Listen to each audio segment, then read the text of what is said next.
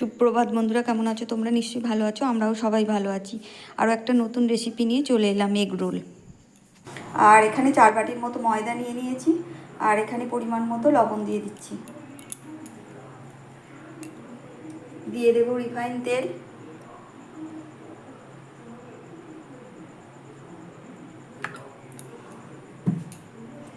দিয়ে ভালো করে ময়দাটাকে মিশিয়ে নেব তেলের সাথে, লবণের সাথে।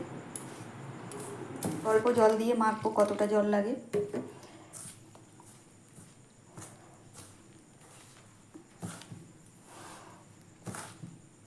দেখো ময়দাটা মাখা হয়ে গেছে, তো রেস্টের জন্য আমি কিছুক্ষণ রেখে দেবো।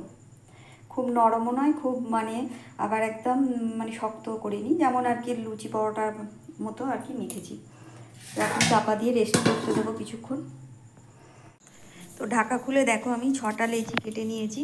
আর আমরা 3জন, তো 6টা লেচি কেটেছি। তার জন্য তোমরা তোমাদের পরিমাণ মতো ময়দা নেবে আর সেভাবে লেচি কেটে নেবে। আমি একটু লেচিগুলো একটু বড় বড়ই করেছি।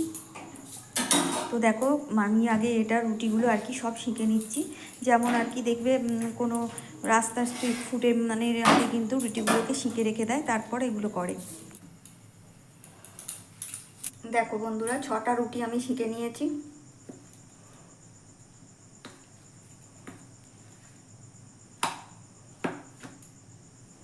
আর এখানে তেল নিয়ে নিয়েছি। এ দেখো বিট লবণ, অল্প একটু সাদা নুন নিয়েছি, এমনি লবণ। এটা জিরমরিচ গুঁড়ো, লঙ্কা কুচি, পেঁয়াজ কুচি, আর এটা হচ্ছে শসা কুচি নিয়েছি। বিট লবণ আর এমনি আর নিয়ে নিয়েছি কিছুটা পেঁয়াজ। তো এই পেঁয়াজ আর বিট লবণের সাথে মিশিয়ে একেবারে 6টা ভাগ করব, যেহেতু 6টা ডিম ভাজবো, তো সেই জন্য 6টা ভাগ করে রেখে দেবো। 6টা ভাগের একটা ভাগটাকে আমি নিয়ে নিয়েছি বাটির মধ্যে, নিয়ে একটা ডিম ফেটিয়ে নিচ্ছি ভালো করে।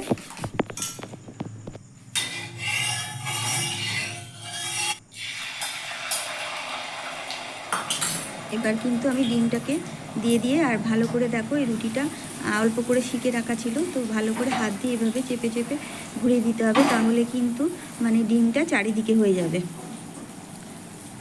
তো ভালো করে আরও তেল দিয়ে মচমচে করে একদম ভাজতে হবে, যাতে রাস্তার স্ট্রিট ফুড যেমন একদম তেল দিয়ে বেশি করে ভাজে, সেভাবে একদম ভাজতে হবে, তাহলে এটা খাওয়ার সময় বেশ মরমর করবে, ভালো লাগবে খেতে। তো রুটিটা এক পিঠ হতে হতে কিন্তু আমি আর পরেরটা ভাজার জন্য দেখো পেঁয়াজ লবণ মেশানো সেই একটু নিয়ে নিয়েছি, ওটা 6 ভাগ করে। আর একটা হয়ে গেছে, তো আরও 5 ভাগ আছে, আর একটা ভাগ তার মধ্যে নিয়ে নিলাম। একটা ডিম ফেটিয়ে ভালো করে রেডি করে নিচ্ছি পরের এগরোলটা ভাজার জন্য। তো পাশ দিয়ে ভালো করে তেল দিয়ে দিতে হবে, যাতে একদম মচমচে ভাবটা আসে আর সব দিকে পরোটাটা ভালো করে ভাজা হয়। তো দেখো এক পিঠ হয়ে গেছে, তো আরেক পিঠ আমি উল্টে দিলাম। উল্টে দিয়ে কিন্তু আমি আবার ভালো করে তেল দিয়ে দেব। আর এভাবে ভালো করে তেল দিয়ে পরোটাকে ভাজতে হবে, তাহলে পরোটা আর কি মচমচে হবে আর খেতেও ভালো লাগবে। আর অল্প তেল দিলে একটু চামড়া চামড়া টাইপের হয়ে যাবে। তো আমি ভালো করে তেল দিয়ে একদম ভেজে নিয়েছি, যেমনভাবে এগরোল বানায় আর কি, নরম সুন্দর খেতে হবে। তো একটা তুলে নিলাম, নিয়ে এবার এগরোলটা বানিয়ে নেব। আর এদিকে দেখো আমি তার আগে কিন্তু তেল দিয়ে তেল অনেকটা ছিল বলে আর দিতে লাগেনি, তো এর পরে দেবো। আর আরও একটা রুটি নিয়ে আমি দিয়ে দিলাম।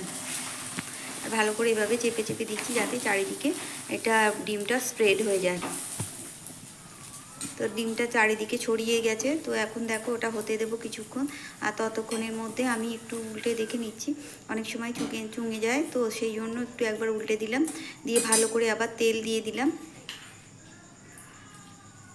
তো আরও ভালো করে কিন্তু এই পিঠটাকে এখনও ভাজতে হবে, ভালো করে তেল দিয়ে দিচ্ছি।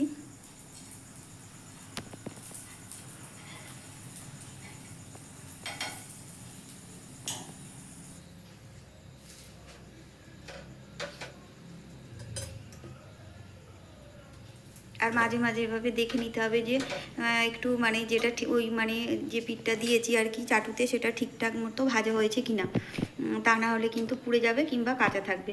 তো যাই হোক, এইভাবে আমি আরও একটা এগরোল বানিয়ে নিলাম। এভাবেই কিন্তু একটা করে আমি দেবো, আর একটা করে এগরোল সমস্ত বিট লবণ জিরমরিচ গুঁড়ো সমস্ত কিছু দিয়ে, আর এবারে সস দিয়ে দিচ্ছি, দিয়ে পেপার দিয়ে মুড়ে দেবো, যেমনভাবে রাস্তার স্ট্রিট ফুড আর কি আমরা কিনে খাই সেভাবে।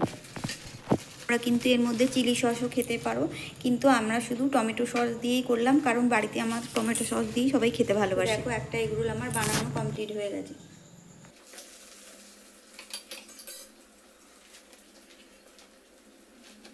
তো দেখো এই এগ রোলটাও হয়ে এসছে, তো এটাও আমি এবার তুলে নেব। তো সেমভাবে যেমন করে আগেরটা বানালাম তো একইভাবে বানিয়ে নেব। আর এইভাবে বাড়িতে বানিয়ে খেলে আর কিন্তু রাস্তার মানে স্ট্রিট ফুড আমাদের কিনে খেতে হয় না, তোমরাও এভাবে বাড়িতে বানিয়ে খাবে। তো সমস্ত দর্শক বন্ধুদের অসংখ্য ধন্যবাদ জানাই, পুরনো বন্ধুদের অসংখ্য ধন্যবাদ যারা আমার পাশে ইতিমধ্যে আছো, আর নতুন বন্ধু যারা পাশে থাকতে চাইছো তারা অবশ্যই সাবস্ক্রাইব করে লাইক কমেন্ট শেয়ার করে পাশে থেকো। আর অবশ্যই একটা কমেন্ট করে আমার পরিবারে এসো, তাহলে আমি বুঝতে পারবো আর আমিও তোমাদের পরিবারে মানে চলে যাব। তো আগামী দিন আরও নতুন কোনো রেসিপি নিয়ে হাজির হব। ততক্ষণ তোমরা ভালো থেকো, সুস্থ থেকো, আনন্দ থেকো। টাটা।